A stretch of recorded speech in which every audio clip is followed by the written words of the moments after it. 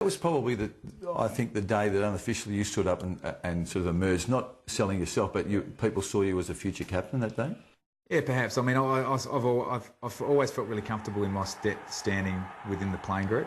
I still do think when I was appointed it was probably still a bit of a shock to a lot of people, but maybe not so much internally. Does that rile you, this I don't know how broad the perception is, but a perception among some that you're a captain, but you're not a great player? Now, I don't subscribe to that, and I'm not saying that because I'm facing you across the table, but that perception exists, doesn't it? Yeah, I think so. Yeah, and it doesn't. It doesn't rile me.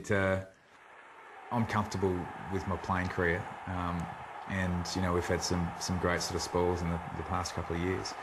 I think it was just a catch cry as much as anything else. It was always just sort of said, Tom Harley, captain of Geelong, not not the club's greatest player, but that's okay. We've got some pretty good players in our side. You have. There's no shame in being the best player at Geelong. But I also think that it also it did spur me on a little bit as well. Like I think a lot of athletes would say when there are doubters out there, you do get a little bit more out of yourself, and I've certainly touched on that.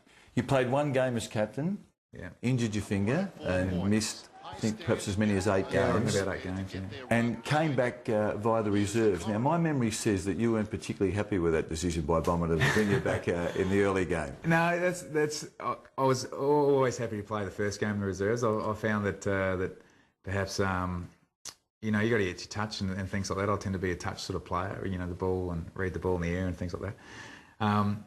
And to be honest, whether I was ignorant or not, I just assumed it would be the one game. I'd play the 80-90% of the game and get a few touches across half back and take a few marks and then go straight in the week after. But that didn't eventuate, and I did find that pretty tough. It was definitely a test for me early in my captaincy that I hadn't necessarily done anything wrong. The opportunity to lead my side, which I'd just been appointed to lead, was taken away from me. Did you broach the subject with the coach? Not so much. I didn't. It was.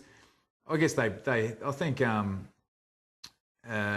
speaking to the coaches since, and you can always sort of reflect on things, that they actually found it quite tough, because I think that they did respect me as a player and a person.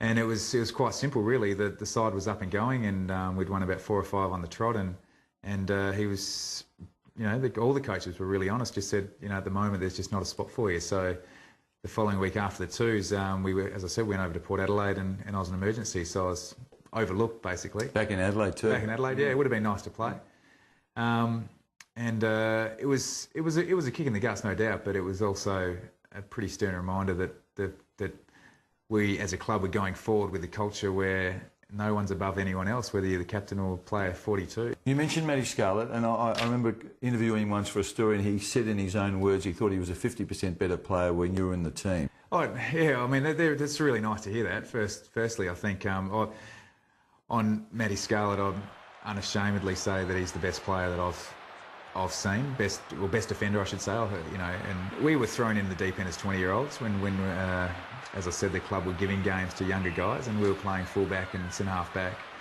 for probably 100 games. But we played a 100th game together. It was a really special night, and we'll be mates forever. Very different people for people who know both Matt and I, but we've definitely got a bond on the field that we just seem to know what's going on. Lots of people saying that the game is becoming soft, if it hasn't already become soft. Yeah. As a man who's out there, do we get it wrong? I mean, is it still as tough as it's ever been?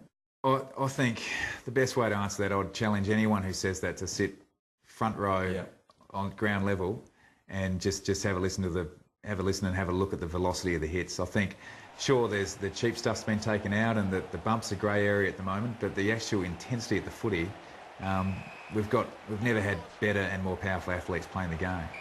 And the hits are as big as ever, and I've had plenty, and the grand final was just an example of how things, an innocuous hit, but it was just done with so much force, can render you useless for the rest of a game.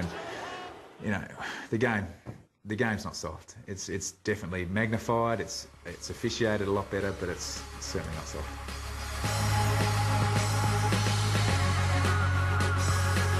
After the break, Harley talks about who he thinks should succeed him as Geelong captain and the love of his life.